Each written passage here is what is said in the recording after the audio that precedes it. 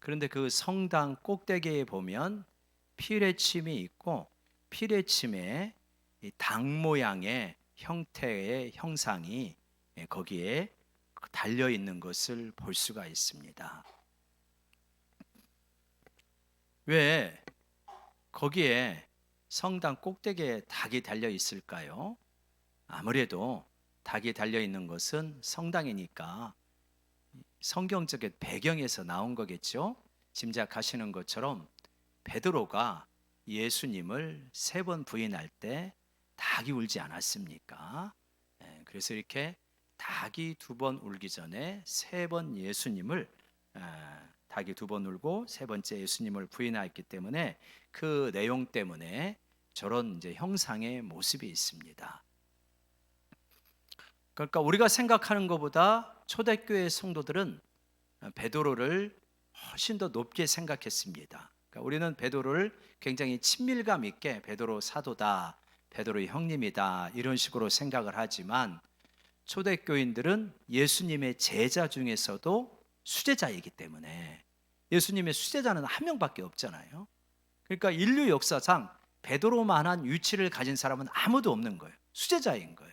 그런데 그렇게 대단하신 수제자가 예수님을 3번이나 부인했다. 그렇다면 우리같이 평범한 성도들은 얼마나 예수님을 부인할 수 있는 가능성이 많으냐. 그러면 우리가 그만큼 깨어 있어야 된다. 성당을 바라보면서 닭을 바라보면서 내가 깨어 있어야지 이렇게 다짐을 하는 의미로 거기다 닭을 붙여 놓았던 것 같습니다. 예수님을 부인할 때 그 전날 밤, 예수님이 십자가에 달리시기 전날 밤에 이제 이야기죠. 예수님께서 제자들에게 붙잡히시기 전날 밤, 목요일 날 저녁입니다. 그때 이렇게 말을 합니다. 오늘 밤에 너희가 다 나를 부인할 것이다. 그렇게 말하니까 베드로는 이를 반박을 하듯이 말합니다. 마태복음 26장 33절에 그렇게 말하죠. 베드로가 대답하여 이르되 모두 주를 버릴지라도 나는 결코 버리지 않겠나이다. 베드로의 순수한 결심일 거예요. 근데 이 결심을 자세히 살펴보면 이상한 말이 하나 붙어 있습니다. 뭐예요? 모두. 다른 제자들은 주를 부인할지라도 나는 결코 버리지 않겠습니다. 이렇게 말하는 거예요. 이 말을 듣는 다른 제자들의 심정은 어떻겠습니까? 뭐야? 자기만 예수님 사랑해? 자기만 결심이 단호해? 모두라는 말을 왜 붙이냐 이 말이에요. 다른 제자들의 입이 삐죽하고 나올 수밖에 없을 거예요. 예수님이 아니다. 네가 닭이 울기 전에 나를 부인할 것이다. 그랬더니 마태복음 26장 35절에 그렇게 말하죠. 내가 주님과 함께 죽을지언정 주를 부인하지는 않겠나이다. 내가 죽을지언정 주님 부인하지 않겠습니다. 굉장히 단호한 결심입니다. 순수해요.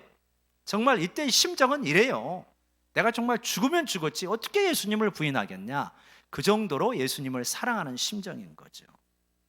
근데 어떻게 됐습니까? 예수님이 예언하신 그대로 몇 시간 지나지 않아서 제자들 다 도망쳤고요. 베드로는 예수님을 3번 부인하면서 마지막에는 맹세까지 하면서 부인을 합니다. 그 단호했던 결심 공중에 산산이 흩어져 버렸어요. 이게 인생이에요. 지금은 굉장히 단호해도 위기의 순간이 다가오면은 내 신앙 어디 갔냐? 할 수 있는 게 우리 연약한 모습이에요. 그 이후에 제자들의 심정은 어땠을까요?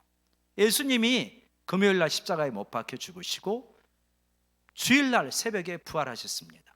부활하신 후에 제자들에게 몇 번 나타나시죠.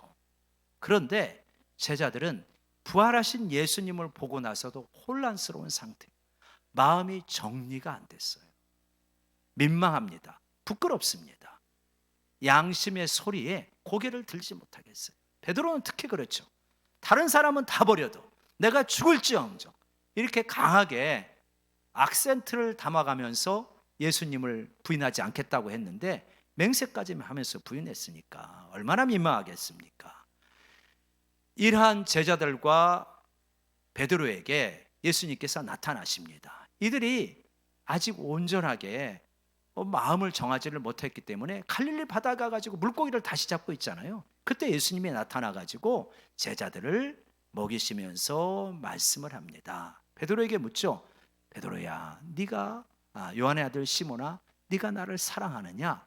질문을 하되 몇 번이나 합니까? 3번이나 하십니다. 3번째 하시니까 베드로가 좀 근심이 되는 거예요. 아니, 내가 주님 아직 사랑하는 마음이 있다는 거 아실 텐데 왜 그렇게 3번이나 하실까? 그러니까 근심하여 가지고 주여, 주님께서 아시지 않습니까? 확신 있게 이제 대답을 못해요. 실패했기 때문에. 왜 예수님은 3번이나 베드로에게 네가 나를 사랑하느냐라고 하는 질문을 하셨을까요? 한 3가지 이유 정도를 찾아볼 수 있습니다. 첫 번째로 뭐냐면 베드로를 한번 따라해 봅시다. 회복시키기 위함이다. 베드로 회복시키기를 원하시는 거예요. 지금 주저앉아 있잖아요. 실망과 좌절과 낙심 가운데, 민망함과 부끄러움 가운데 주저앉아 있는 거예요. 그런 베드로를 회복시키려고 하시는 거예요. 요한복음 21장을 보면 21장에 벌어지는 모습이 이전에 한 번씩은 다 있었던 거예요. 밤새도록 제자들이 물고기 잡았습니다. 근데 빈 그물이에요. 근데 멀리서 한 100여 미터 떨어진 곳에서 얘들아 물고기 잡았냐? 하나도 못 잡았습니다. 배 오른쪽에 그물을 던져라. 그래서 그물을 던졌더니 물고기가 153마리나 잡혔어요. 밤새도록 물고기 잡다가 못 잡았을 때 베드로에게 나가가지고 깊은 곳에 가서 그물을 던져라 했더니 그물이 찢어질 정도로 물고기를 잡았던 이 장면의 재현입니다. 물고기 잡아와가지고 예수님이 숯불을 펴놨는데 거기서 떡을 구워주시고 생선을 구워주십니다. 떡과 생선을 먹여주는 거예요. 이게 뭐의 장면입니까? 오병이어의 기적의 재현이에요. 그 장면이 또 연상되는 거예요. 숯불을 두고 예수님께서 베드로에게 묻습니다. 베드로야, 네가 나를 사랑하느냐? 이 숯불이 뭘 말하는 거예요? 베드로가 예수님 부인하던 밤에 추워가지고 장작불 쬐고 있었잖아요. 이 불을 사이에 두고 예수님의 시선과 베드로의 시선이 마주친 적이 있거든요. 맹세했을 때. 그 장면을 재현하시는 겁니다. 트라우마의 치료인 거죠. 그 상황을 그대로 재현하면서 그 감정을 끄집어내고 그 감정을 정리하고 회복하고 앞으로 나아가도록 하는 겁니다. 예수님이 베드로를 향하여서 첫 번째 이렇게 물으시잖아요. 요한의 아들 시몬아, 내가 이 사람들보다 나를 더 사랑하느냐? 이 사람들보다 라고 하는 건 지시대명사인데 이 사람들, 제자들을 말할 수도 있고 이것들, 배나 그물이나 물고기 이런 것들보다 나를 더 사랑하느냐 이런 뜻일 수도 있습니다.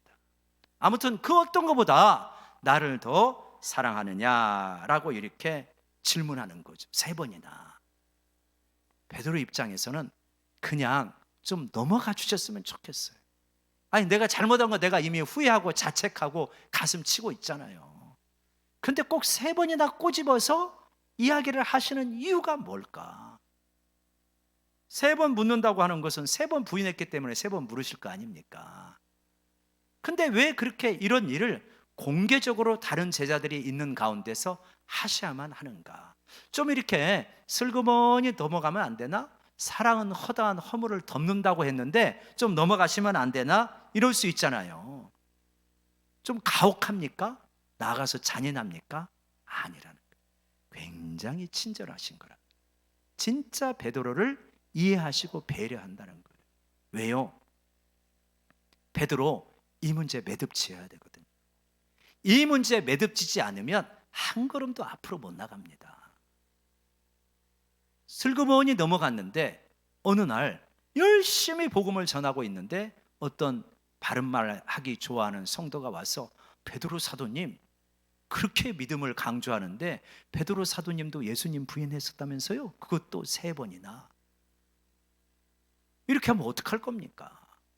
자신감이 푹 떨어져서 못해요.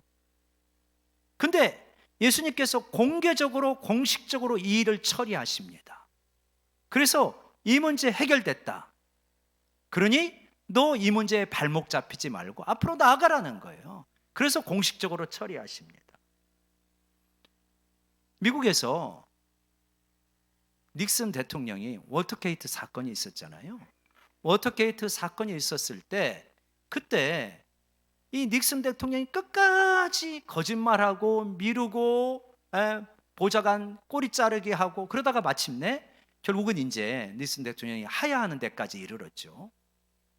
근데 그때 그렇게 닉슨 대통령처럼 제대로 잘못을 인정하지 않은 사람은 그 이후에 새롭게 출발을 못했습니다. 근데 그때 자기의 죄를 정직하게 인정을 하고 벌을 받고 그의 정당한 형벌을 받고 나온 사람들은 그 이후에 공직생활이라든가 그런 일들을 제대로 할 수가 있었습니다.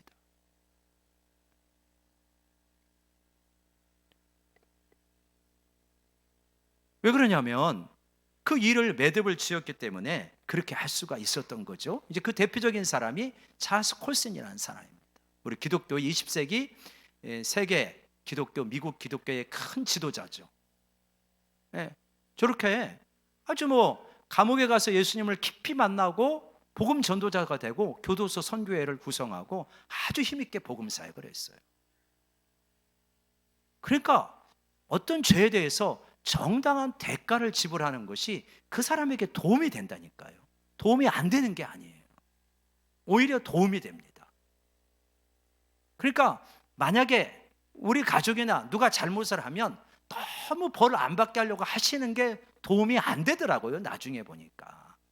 그 대가를 몸으로 지불하는 법을 배워야 됩니다. 내가 잘못했으면 대가를 지불해야 되는 거나 이것이 본인에게도 뼈저린 교훈이요 새로운 출발을 할 수 있게 되어집니다. 그래서 예수님께서 공식적으로 이 문제를 다뤄주시는 거예요. 성도 여러분, 혹시 여러분이 공동체에서 잘못을 하시고 누군가에게 잘못을 하시면 두리뭉실 넘어가려고 하지 마시고 정직하게 그 문제에 대면해가지고 잘못을 용서하시고 잘못을 회개하시고 그리고 회개했을 때 용서하시고 새롭게 출발하는 우리 모두가 되기를 원합니다. 그렇게 출발하면요 굉장히 힘있게 출발할 수 있습니다. 근데 구렁이 담 넘어가듯 잘못한 것도 아니고 잘못을 안 한 것도 아니고 그러한 정치인들 많이 보잖아요. 그런 식으로 가면 새롭게 출발을 못 한다는 거예요. 주님은 이렇게 해가지고 베드로로 하여금 상처와 실패와 회한에 사로잡혀서 살아가는 것이 아니라 새롭게 앞으로 나아가기를 원하시는 거예요. 그러니까 우리가 인생을 살아가면서 우리가 인간이고 피조물인데 잘못 없는 사람이 어디 있겠어요? 실패하지 않는 사람이 어디가 있겠습니까? 믿음으로 살다가 넘어지지 않는 사람이 누가 있겠어요? 다 몇 번씩은 넘어지고 실패하고 그렇습니다. 결혼생활, 첫사랑, 사업 그거 어떻게 다 승승장구해요. 넘어지는 일이 있죠. 근데 어떤 사람들은 그 실패에 붙들려 살아요. 슬픈 관정과 감정과 좌절과 회한에 붙들려서 앞으로 못 나가는 거예요. 예수님께서 이 일을 매듭을 지으라는 거예요. 네가 잘못했냐, 실패했냐? 잘못했으면 하나님께 회개하고 그리고 깨끗하게 용서함 받고 새롭게 출발해라. 실패에 붙들려 사는 인생이 되지 말아라. 여러분, 우리가 실패했다면 그것에 붙들리지 않고 앞으로 나아가는 여러분 되시기를 바랍니다. 그래서 주님께서 이 일을 공식적으로 처리하면서 앞으로 나아가는 거예요. 근데 그 질문이 뭐예요? 네가 나를 사랑하느냐? 이 질문입니다. 또 사랑하는 마음이 있으면 돼. 실패했어도 나를 사랑하는 마음이 있으면 얼마든지 새롭게 할 수 있는 거야. 이걸 말씀해 주시는 거죠. 근데 내가 나를 사랑하느냐라고 물을 때 그 안에 어떤 예수님의 심정이 있어요. 엄마가 무뚝뚝한 고등학생, 대학생 자녀에게 확인하고 싶어서 묻습니다. 아들 나 사랑해? 아들 엄마 사랑해? 그럼 아들이 뭐 그런 걸 물어봐. 그렇게 할 거 아니에요. 엄마가 나를 사랑하냐고 물을 때 뭐가 암시되어 있는 거예요? 뭐가 전제되어 있는 거예요? 엄마는 아들을 무지무지 사랑해. 근데 왜 이렇게 무뚝뚝해? 사랑한다고 고백할 수 있어? 엄마 사랑하기는 하는 거야? 이렇게 묻는 거잖아요. 베드로에게 네가 나를 사랑하느냐라고 3번이나 묻는 것은 뭐가 전제되어 있느냐? 베드로야, 네가 실패했지만 나는 여전히 너를 사랑하고 있다. 그런데 너도 나를 사랑하고 있지? 이렇게 묻는 거 아닙니까? 여러분, 우리가 신앙생활 하면서 특별히 실패했을 때 꼭 들어야 되는 음성은, 질문은 이거예요. 네가 나를 사랑하느냐? 그 속에 주님의 음성이 있는 거예요. 내가 너를 너무너무 사랑한단다. 그런데 너는 그 반응으로 나를 사랑하고 있느냐? 여러분, 특별히 어려운 순간에는 이 음성 많이 들으시기를 바랍니다. 주님 앞에 이 음성 들을 때, 주님 아시잖아요. 제가 충분히는 아니지만 그래도 주님 사랑하려고 애쓰는 건 아시잖아요. 이게 아마 우리 대부분의 고백일 것입니다. 두 번째로 이렇게 세 번이나 질문하는 까닭은 무엇이냐면, 이 베드로를 회복시킨 다음에 새로운 단계로 나아가는 거예요. 이게 우리가 옛날에 이제 내적 치유가 많이 이렇게 한국 교회를 이렇게 휩쓸고 다녔던 적이 있잖아요. 근데 내적 치유에만 계속 붙들려 있으면 한 걸음도 앞으로 못 나갑니다. 회복이 필요해요. 내적 치유가 필요합니다. 그 다음에 뭐가 필요해요? 사명이 필요합니다. 회복되었으면 사명을 붙들어야 됩니다. 그래서 이렇게 질문하시는 까닭은 무엇이냐? 사명을 새롭게 하기 위함입니다. 한번 따라서 사명을 새롭게 하기 위함이다. 베드로야, 내가 너 이미 용서했어. 나 사랑하면 됐어. 그러면 이제 주저앉지 있지 말고 앞으로 나아가. 그 사명이 뭐라는 거예요? 내 양을 먹이라. 내 양을 치라. 내 양을 먹이라. 먹이라, 치라 라고 하는 뜻은 큰 차이가 없어요. 양에게 가르치고, 말씀 가르치고, 돌보고, 보호하고, 인도하고, 그 일 하라는 거예요. 내 양을 먹이고 내 양을 치라 라고 말씀하십니다. 근데 주님을 사랑합니다 라고 하는 고백은 우리가 정말 하기를 원하고 마음을 다 담아서 하기를 원하는데, 그러면 사랑하면 어떻게 해야 되지? 주님을 사랑합니다 그러면서 하늘을 바라보면서 늘 주님 사랑해요 이렇게 감격하는 순간도 있지만 거기에 머물면 안 되는 거예요. 좀 더 구체적으로 나가야 된다는 거예요. 네가 나를 사랑한다면 어떻게 하냐? 양들을 돌봐. 양들을 쳐. 하나님의 양들이 모여있는 교회를 소중히 여기고 돌봐. 이게 나를 사랑하는 길이다. 지금 이렇게 말씀하시는 겁니다. 여러분, 주님을 사랑하는 마음이 있으시죠? 양들을 돌보시고 양들을 치시기를 바랍니다. 이게 주님을 사랑하는 길이라는 거예요. 이게 구체적입니다. 근데 양을 돌본다는 일이 쉬운 일입니까? 어려운 일입니까? 양을 돌보시는 우리 구역장들, 구체적으로 구역장들이나 교사나 이런 분들이 아무래도 구체적으로 양을 돌보고 있는 그러한 상황이다 이렇게 볼 수 있겠죠. 근데 어떠냐면 아이고 쉽지 않습니다 이렇게 말씀하실 거예요. 제가 수원신학교에서 이제 한 과목을 가르치고 있는데 벌써 수년 이상이 되었는데, 이 수원신학교에서 가르치는 거하고 목회를 하는 거고 비교해 보면 수원신학교에서 가르치는 일이 좀 더 수월한 것 같아요. 왜냐?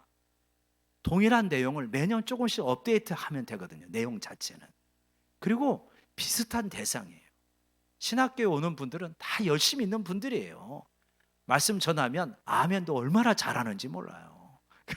그러니까 반응도 좋고 내용도 익숙한 거고, 그러니까 그렇게 어렵지 않아요. 반면에 한 교회에서 이제 처음부터 저하고 같이 계신 분들은 20년대 저의 설교를 듣고 있잖아요. 그러니까 어떤 의미에서는 설교 본문을 보면 오늘 무슨 말씀을 하시겠다 3대째까지 미리 뽑아. 그런 분들도 많아요. 그러니까 저 입장에서는 야, 이걸 어떻게 새롭게 할까? 어떻게 참신하게 할까? 이게 이제 고민인 거예요. 쉽고 재미있고 참신하게 깊이 있게 이렇게 하는 게 쉬운 일이 아니죠. 근데 이게 어렵냐? 이것도 조금 쉬운 일은 아니지만 이거는 진짜 목회에 비하면 그렇게 어려운 일이 아니에요. 진짜 목회는 뭐냐? 양들을 돌보는 일이다. 왜냐하면 양들은 다양합니다. 연령대도 다양하고 신앙적인 배경도 다르고 신앙적인 욕구도 다르고, 성경을 읽읍시다라고 해가지고 강조하면서 강요하면 아멘 하면서 좋아하는 분도 있는가 하면, 요즘 세상에 누가 성경을 읽으라고 강요를 하고 체킹을 하냐, 이런 분도 있을 수 있는 거예요. 반응이 다양합니다. 사랑스러운 양도 있고 고집센 양도 있고 말 많은 양도 있고 말이 너무 없는 양도 있고 너무 다양한 거예요. 이 양들을 어떻게 잘 돌보느냐, 이게 그렇게 쉬운 일이 아니라는 거예요. 근데 이 목양을 하는, 저만 목양하는 게 아니잖아요. 우리 구역장님들이나 교사들이나 또 여러분들이 목양을 많이 하고 계시죠. 그런데 이 일을 할 때 중요한 어떤 내적인 힘이 있어야 된다는 거예요. 그게 뭐냐? 주님을 사랑하는 마음이다. 주님을 사랑하는 마음이 있으면 양을 돌보고 치고 보호하고 인도하는 일이 그것처럼 보람된 일이 없고, 근데 주님을 사랑하는 마음이 바닥에 떨어져 있으면 목양하는 것처럼 힘겨운 일이 없다. 지금 그래서 주님은 내 양을 먹이라, 내 양을 치라 이전에 네가 나를 사랑하느냐, 그것부터 물으시는 거예요. 여러분, 그래서 저도 매일 가장 우선순위가 뭐냐면 주님의 사랑의 음성을 듣는 거예요. 주님의 사랑을 내 마음속에 채우고 그 사랑에 대한 반응으로 오늘 하루를 살아가고 목양을 해야지, 이렇게 삶의 우선순위를 정하고 있어요. 구역장 교사뿐만 아니라 모든 성도님들, 삶의 우선순위가 주님의 사랑의 음성을 여러분이 먼저 듣고 그 마음속에 사랑을 채우시는 것이 되기를 바랍니다. 그러면 우리 그리스도인들은 아주 힘있게 살아갈 수가 있어요. 근데 은혜를 못 받고 자꾸 위로를 세상의 텔레비전이나 인터넷에서 자꾸 얻으려고 하고, 그러면 여러분 자꾸 바닥 긁는 소리가 날 거예요. 굉장히 위험합니다. 우리 삶의 기쁨, 여러분 예수님 앞에 있다는 걸 믿으시기 바랍니다. 그래서 여러분 예배 드릴 때도 정말 정신 차리고 졸지 말고 정신 차리고 집중해서 어떻게든 오늘 하나님의 음성을 들어야지, 이 마음으로 나가시기를 바랍니다. 그래서 내 마음속에요, 은혜가 있고 이 말씀이 일주일 내내 귓전에서 좀 울려야 돼요. 그래야 우리가 힘있게 살아갈 수 있는 것이다. 여러분, 이번 한 주는 베드로야, 요한의 아들 시몬아, 네가 나를 사랑하느냐, 이 말씀 계속 귓전에 울리시기를 바랍니다. 그래서 그 말씀을 계속 되새김질하면서 그 힘으로 우리가 살아가는 거예요. 그래서 베드로가 사명을 받았습니다. 사명을 받고요, 사도행전과 베드로 전후서를 보면 과거에 붙들려 사는 모습이 아니에요. 굉장히 힘있고 다이내믹하게, 심지어는 한 번 설교했더니 3,000명, 5,000명이 회개로 돌아오는 놀라운 역사가 일어납니다. 실패한 게 문제가 아닙니다. 실패에 주저앉아 있는 게 문제예요. 우리 주님은 실패한 우리들 회복시키시고 사명을 새롭게 하시는 그러한 예수님인 줄로 믿습니다. 그 믿음으로 앞으로 나가시는 거예요. 우리 뒤에 계신 두 분이 뒤에 문 좀 열어주세요. 너무 덥네요. 세 번째로, 이렇게 세 번이나 질문하시는 까닭은 이겁니다. 한번 따라 보겠습니다. 앞길을 예비시키기 위함이다. 예수님 베드로 사랑하셔요. 그런데 앞길을 좀 대비시켜 주시는 거예요. 베드로의 앞길이 뭔데요? 젊었을 때는 네가 띠띠우고 원하는 대로 다녔는데 나이가 들면 사람들이 네 팔을 끌고 갈 것이다. 그리고 네가 팔을 벌릴 것이다. 팔을 벌려서 뭐 하는데요?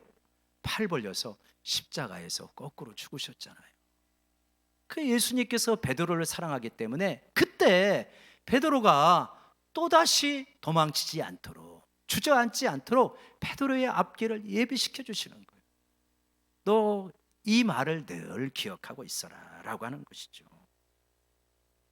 근데 이거를 설명하면서 19절을 한번 보세요.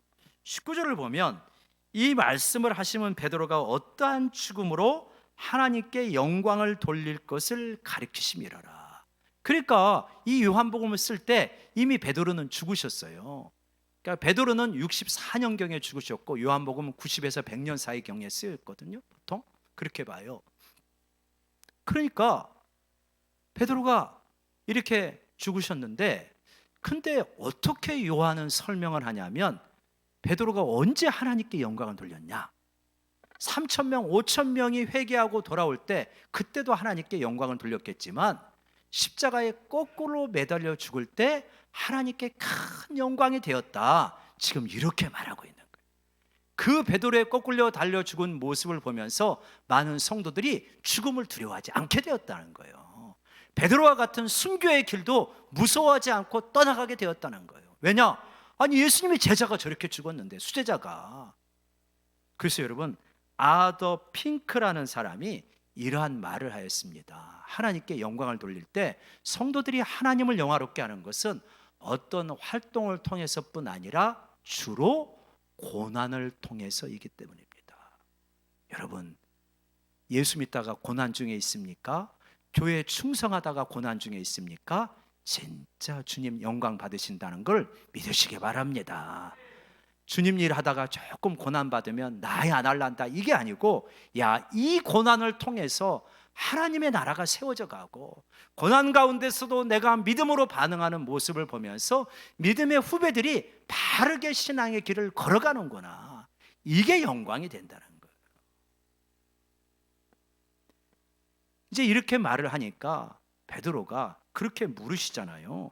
20절에 이제 제자가 사도 요한이 따르는 걸 보고 이렇게 21절에 그렇게 묻습니다. 주님, 이 사람은 어떻게 되겠사옵나이까? 이때 이 사람이라는 거는 요한복음을 쓴 사도 요한이죠. 베드로는 요한을 많이 의식했던 것 같아요. 복음서에 보면 그런 모습이 많이 나타나는데, 특별히 지금은 더 의식하고 있어요. 왜냐? 목요일과 금요일에 걸쳐서 베드로가 보여준 모습과 사도 요한, 제자 요한이 보여준 모습은 좀 다르거든요. 베드로는 부인했지만 요한은 부인한 적이 없습니다. 베드로는 주님 곁에 가까이 갔지만 베드로는 나중에 도망쳤어요. 요한은 가까이 갔지만 베드로는 도망쳤죠. 결정적인 장면은 예수님께서 십자가에 매달렸을 때 십자가 곁을 지키고 있는 사람이 누구였습니까? 요한복음을 쓴 제자 요한이었어요. 예수님이 사랑하시는 제자가 십자가에 붙어 있어요. 그래서 참 제자는 십자가에 가까이 가는 제자가 참 제자다 하는 걸 알 수 있어요. 그때 예수님께서 뭘 요한에게 부탁합니까? 요한에게, 보라, 내 어머니다, 네가 돌봐라, 이렇게 부탁을 합니다. 그러니까 예수님의 마지막 부탁을 받는 사람이 제자 요한인 거예요. 그러니까 베드로는 요한을 생각할 때마다 자신이 약간 초라해지는 걸 느껴요. 왜? 우리 주변에도 그런 사람이 있잖아요. 나 혼자 있을 때는 괜찮은 것 같은데 저 사람 곁에만 서면, 그대 곁에만 서면 왜 나는 작아지는가? 초라해지는 거예요. 그죠? 왜 나는 작아질까? 나도 괜찮은 사람인 것 같은데 왜 저 사람은 저렇게 잘났지? 잘하지? 신앙적으로도 그렇잖아요. 나 믿음 생활 괜찮게 하는 것 같은데 막 성경 읽는 거 이야기하고 기도하는 거 보면은 초라해져. 그러니까 비교하는 마음이 절로 드는 거예요. 주님, 이 사람은 어떻게 되겠사옵나이까? 주님이 상당히 날카롭게 말씀하십니다. 내가 올 때까지 그를 머무게 할지라도 너하고 무슨 상관이냐? It's not your job. 네 일 아니야, 그거. 무슨 상관이냐? 너는 나를 따르라. 너는 나를 따라야 되지. 너는 요한하고 갈 길이 다르단다. 이렇게 말씀하시는 거예요. 정말 요한은 100년경까지 살았습니다. 예수님이 죽으신 후 에베소에서 목회하다가 반모섬에 끌려가가지고 반모섬에서 요한계시록 쓰고, 그리고 나중에 100년경에 죽었어요. 베드로는 64년경에 죽었다고 말씀을 드렸죠. 완전히 길이 다릅니다. 그러니까 베드로 길과 요한의 길은 다르기 때문에 굳이 비교하면서 비교하는 가운데 우월감과 열등감을 왔다 갔다 할 필요가 없다는 거예요. 너대로 부르심의 길이 있고 저 사람은 저 사람대의 길이 있는데 왜 그렇게 비교하면서 너 스스로를 힘겹게 만드느냐, 이런 것입니다. 한 사람과 비교하는 것뿐만 아니라 여러 무리와 비교하면서 내가 비범해야 된다고 하는 생각을 가질 때가 있죠. 젊은이들은 좀 특히 그렇죠. 그래서 열심히 노력하는 것은 너무나 귀한 일입니다만, 그러나 우리가 다른 사람과 비교해서 내가 훨씬 우월하다, 낫다 라고 말하는 게 비범이거든요. 옛날에 우리나라 대표적인 기업이 광고를 할 때 아주 인상적인 카피를 사용한 적이 있습니다. 뭐라고 그럽니까? 아무도 2등은 기억하지 않습니다. 좀 가혹해요. 대부분의 사람들은 2등 이하인데 아무도 2등을 기억하지 않는 이러한 사회 문화 속에서 2등 이하 나머지로 살아간다는 것은 굉장히 초라함을 받아들여야 된다, 이런 말이기도 하잖아요. 성경에 흐르고 있는 이러한 정신과는 굉장히 상반된 이야기입니다. 하나님은 우리를 어떠한 존재로 만드셨습니까? 우리를 비범한 존재로 만들었습니까? 우리를 대부분, 우리 여기서 같이 예배드리는 우리 사람들은 대부분 평범한 사람들, 평범함에 숨겨진 신비를 깨달을 수 있어야 돼요. 평범함에 심겨진 하나님의 경륜을 이해할 수 있어야 돼요. 하나님께서는 나를 저 사람보다 월등하게 뛰어나기 때문에 소중히 여기는 게 아니라 하나님의 형상으로 만들어진 평범한 존재이기 때문에 나를 소중히 여기고 사랑하시고 나를 만드시고 보시기에 심히 좋았다, 이 말을 믿으시기를 바랍니다. 보시기에 심히 좋았어요. 특별히 탁월해서가 아니에요. 그냥 내 자체, 이 평범한 모습이 그냥 좋으신 거예요. 그런데 이 사회는 평범함을 거부하고 평범함을 초라함으로 만드는 문화가 우리 가운데 있다니까요.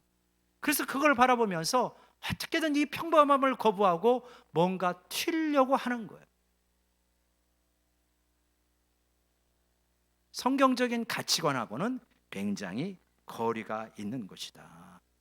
여러분, 하나님께서 나를 이 모습, 이 모양으로 평범하게 만드신 것을 소중하게 여기고 감사로 받아들이시기를 바랍니다. 그리고요, 나에게 하나님이 각자에게 맞는 은사 주셨어요. 달란트 주셨어요. 기회도 주셨고요. 이 대한민국이라는 땅에 이 시대에 살아가도록 하나님의 놀라운 섭리와 경륜이 있는 거예요. 그거 받아들이고 감사하면서 살아가는 게 최고입니다. 평범함을 소중함으로 받아들일 때요, 우리 인생에 자유로움이 있습니다. 우리 인생에 평화가 있어요. 굳이 누구하고 비교하면서 고통을 받을 필요가 없어요. 하나님께서 나를 부르셨기 때문에 그 소중함을 여기면서 나는 나의 길을 온전히 걸어가다가 우리 길의 끝에서 만나는 예수님 만나면 그게 가장 복된 삶인 줄 믿으시기 바랍니다. 그래서 예수님께서는 베드로에게 너는 나를 따라라. 너 요한이 가는 길 신경 쓰지 말고 너는 그냥 네 길 따라오면 돼. 그러면 네 삶 복되게 살아가는 거예요. 그래갖고 베드로는 그렇게 복되게 살아가셨습니다. 여러분, 우리도 주님이 부르신 부름의 길, 나만의 길 잘 걸어가시기를 바랍니다. 그게 복된 길입니다. 예수님은 베드로에게 3번이나 나를 사랑하느냐라고 물으셨잖아요. 의미가 있었습니다. 첫 번째로는 베드로를 회복시키기 위함이었어요. 두 번째는 회복시킨 베드로에게 새로운 사명을 주기 위함이었습니다. 세 번째로는 앞으로 힘있게 나아가도록 앞길을 준비시키기 위함이었습니다. 실패한 베드로에게 찾아오신 예수님은 삶에 힘겨워하고 있는 많은 이들에게 오늘도 찾아오셔요. 이 예배 자리에 찾아오시는 거예요. 그래서 이 말씀을 통하여서 지금 묻고 계시는 거예요. 성령님이 사랑하는 아들아, 사랑하는 김집사야, 이집사야, 네가 다른 사람들보다 다른 것들보다 나를 더 사랑하느냐. 주님 아시잖아요. 제 마음 아시잖아요. 주님 더 사랑하고 싶은 마음 아시잖아요. 내 양을 먹이라, 내 양을 치라. 이렇게 반응하며 나아가는 우리가 되기를 원합니다. 기도하시겠습니다. 하나님 아버지, 오늘도 우리에게 찾아오시는 예수님을 기쁘게 맞아들이